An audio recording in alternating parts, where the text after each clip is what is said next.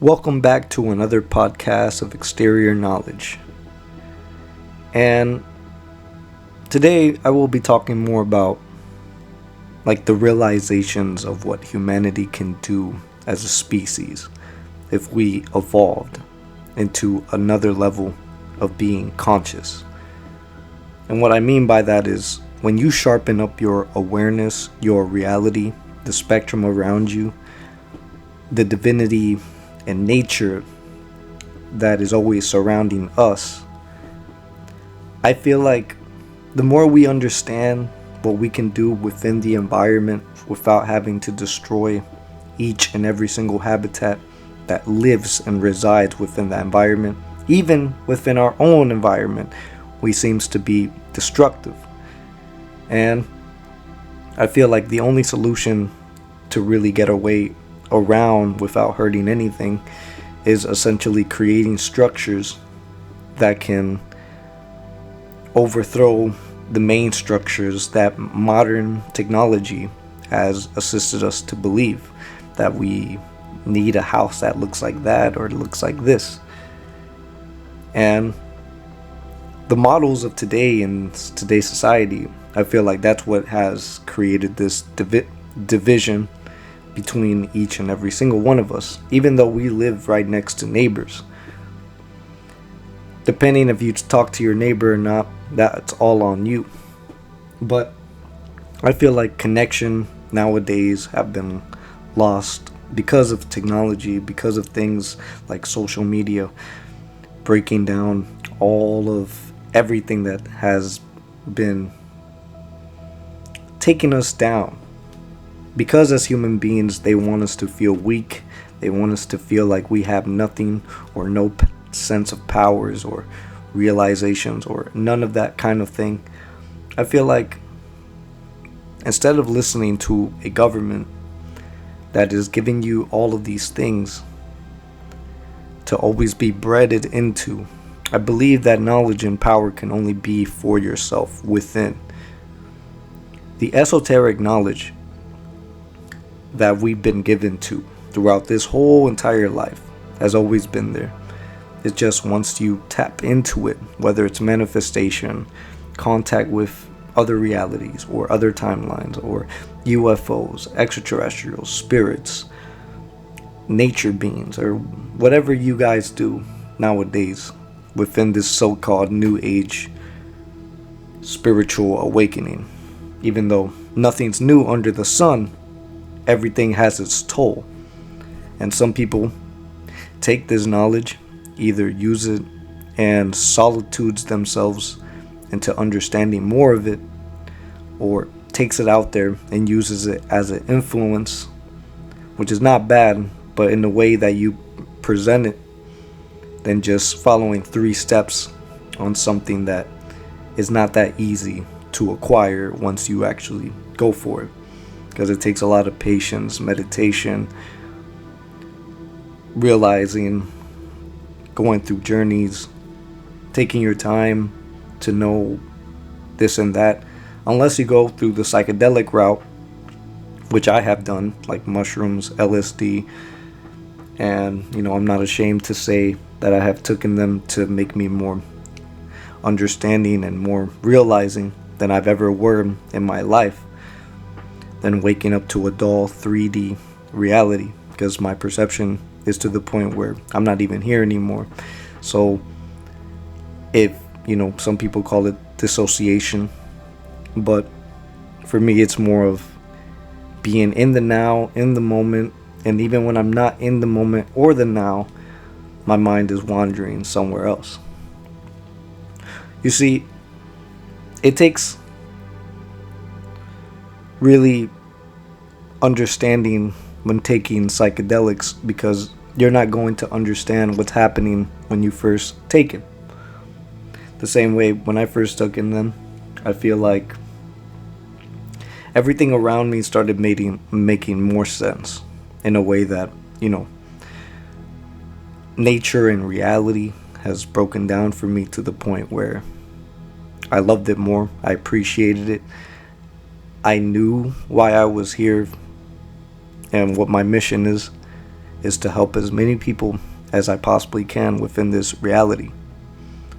That's why in these podcasts, I don't ask for money from nobody or nothing like that. I'm just going to keep it real 100% to keep going. My truth is to spread a message. And whether it relates to you or not, it doesn't really matter. As long as what you are listening to, if you want, it's all a choice and depends on you. Because at the end of the day, we all share each other's thoughts as a collective, as a consciousness, as everything that has a tone to us. And now, through the definition of the conscious and the layers of reality, I feel like, to me, what people call superpowers are just natural obtained abilities that you practice throughout the years through either meditation or things. And I can give you an example of what I mean is, the more you start practicing on, let's say, Reiki or Reiki. I call it Reiki, but Reiki is the pronounced way. But essentially, I practice Tai, Chi energy that flows through your body. It's the component of your life, of your breathing, breathing techniques and things like that, allows the body to flow, to feel yourself flowing with your body, flowing with the earth itself. In a way, I know that sounds wild, but if you really practice your movements, realizing your body, your capabilities, you become more sharpened into your awareness and to your senses. And that's where feeling people vibrationally comes in. When you start sharpening your senses, your awareness, scientifically, you are a magnetic spectrum to other people. So when you walk in front of somebody, you can feel their energy depending on how sensitive you are to their magnitude. Because the same way that everything has layers, it also has focuses on emotions, energies, everything. When I started feeling people's energy vibrationally, I felt them very intense the first time. I didn't know what was going on. I didn't understand what was going on until I had to learn how to protect my own energy against other people. Because the more you light yourself up, the more you enter in a room and are positive, the more light gets shine on you.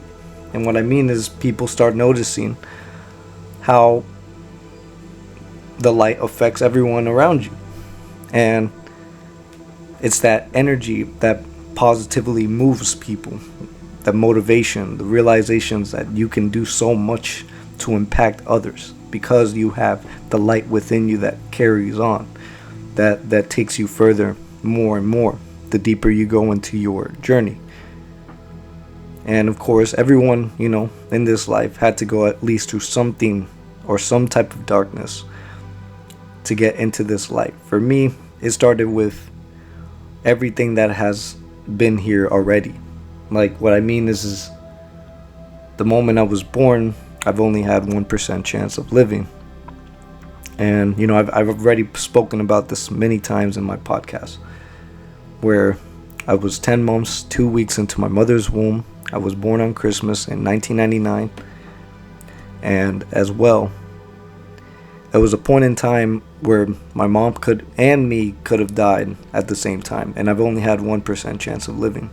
The doctors, sadly, they did not want to save me at all. They already called me out as being dead. And but a miracle did happen. My dad told me that everybody was kneeling down and praying for me, hoping for me to live. And before I actually incarnated into this reality, I saw myself as a blue light being. That was the last memory I've had before coming into this reality. And now, the reason this sticks with me a lot is because that type of darkness, me knowing I was going to die the moment I was born, is what pushes me further into this reality. And I hope anybody who has ever been through this can also relate, because that's what has to push us knowing deeper and deeper. Because what I believe, what we take when we die, is the information. The energy that flows within us is the information that we have required to get into this reality the moment we come in. It's a training ground, a simulation for human beings and souls alike to come here and just take in everything that they can to come with them. But since the education system, since everything that's here is already here to make us fail in this life, it's not about coming in and having straight success or failing. It's about understanding where your soul is in this lifetime. Like, who are you now to what you compared to who you were in the past life? Because everything has progressions in this lifetime, whether you believe in that sort of thing or not. But this will blow your mind if I said, when you die here, this will be considered one of your past lives. Only because I strongly believe that energy, whatever you want to call it, matter, cannot be created nor destroyed, changed and moved on to a different form that will put you in a state that once you are created into another form, once you are out of your body, you are that already is that other form. Whether you are a light being or orb now floating through space, because I've also experienced astral projection. I've only successfully done it once. And how I did it was that I took 30 minutes out of my time to go meditate, and it was in the morning. I think the best way to do it is through the morning. And then after you meditate, let your mind be awake but your body asleep. But then put yourself somewhere in a comfortable position, and then let your body just flow out, and then just sleep while you're at it, but still let your mind be awake. But then all of a sudden, if it works for you, you would feel some sort of tingling within your body that would make you feel like you're already about to launch out your body. It's a really weird feeling, and that's what holds me back each time it happens, because it feels like paralysis at the same time, like your body cannot move, and then all I feel is I'm about to launch out my body. Like, it's pretty insane feeling. And I've done this successfully once. I was out of my body, I saw myself coming out under the covers, and then I saw myself floating, and I was able to see everything around me. And I got kind of like panicking because I still felt all my thoughts. I still felt myself consciously, but just now in this form, in a more freer, I felt more free, knowing I can go anywhere and go through walls or any this or that. But I was still attached to my string, and I saw myself as an orange light orb. It's pretty amazing stuff when you really take this stuff seriously. Metaphysically speaking, we are capable of interdimensional travel and many other things ourselves just through thought and thinking alone, not physically actually going to other places just yet. But because people like, I don't want to say names on here, but it doesn't really matter because I have freedom of speech. People like David Wilcock or Corey Good or people like this or that, they will lie about their types of experiences when it comes to UFOs or extraterrestrials. They like the insane thing that I think Corey or David Wilcock said was that they went to space and then the DNA changed and mutated and all of this other stuff that happened. When I look at those type of stories and we know that they're BS, is because of the fact that they're just making money out of something because they feel like they're obligated to, while they make us, people who actually go out there, who explore, who actually want to learn these things, make us look bad. So they make a whole community of people look bad because people like them, who take actual information and knowledge to build it and then twist it in their own little fantasy world. But reality can be subjected to those who believe and think that they can be subjected to. So that's why don't follow people who you don't really know that much, unless you actually know them and they have proof, evidence, and some sort of actual learning. Because there are a lot of psychics out there who claim they're psychics, who have these mystical powers that can tell your future, that can read what you can do, and this and that. But at the end of the day, even whether they're lying or not, and they're making a profit out of it, I have a lot of mediums in my own family. So this is why I'm kind of like, it's sad to see that people can take advantage of things that they probably don't even have the gift to. Because people who really do have the gift don't have to ask for money for it and just do it for free. Because at the end of the day, you don't know if that person could just be making timelines for themselves and then making timelines for you at the end of the day. They can tell you about your future, but they can put in things, add a little bit of details that can manifest later on. So you have to be careful, because we already have magic within our tongue. So whatever we say can manifest within a future. But this is why being careful, because if you haven't noticed yet, things you say could happen the next day or 2 days later, or however, depends. You want something to happen, because it's all about intentions and desire. Just the same way when I figured about contact and communications with extraterrestrials, that just came straight into my mind, saying summoning UFOs, like why not? Then when I researched it, it turned out to be true back in 2018 of August.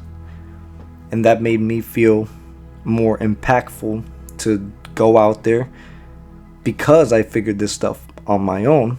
And I actually did go out there and then just started doing contact and communications, and it just worked for me, because I've been meditating already since I was a child, and I've always felt this deep connection towards extraterrestrials, spirits, and many other forms of things all my life. So that's why it did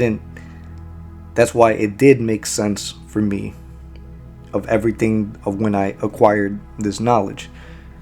And I've been doing electronic voice phenomenon when I was a child, exploring EVP and the capabilities of communicating and interacting with spirits.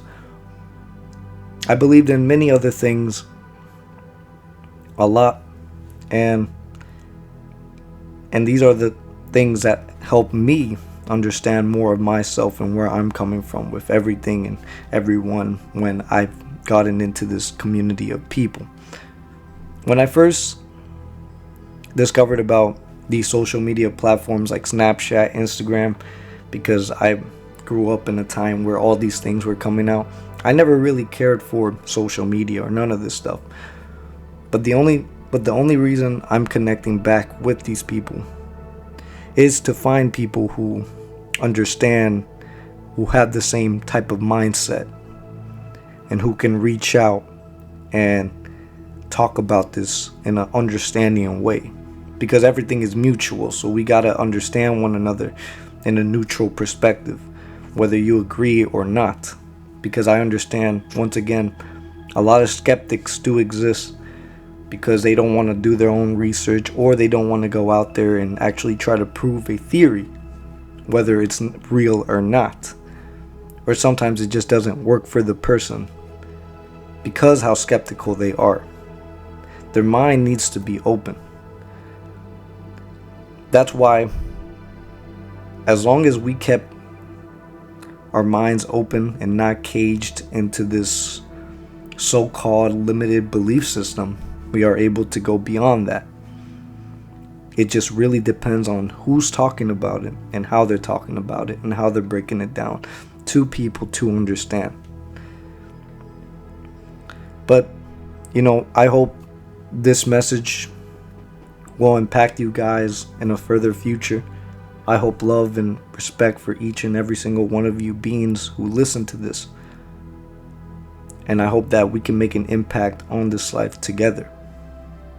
All love,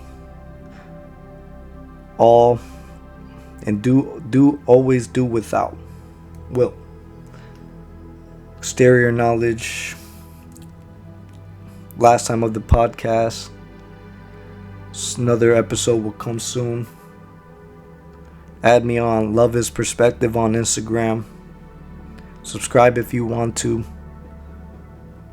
And all thanks to you guys. All love. Peace.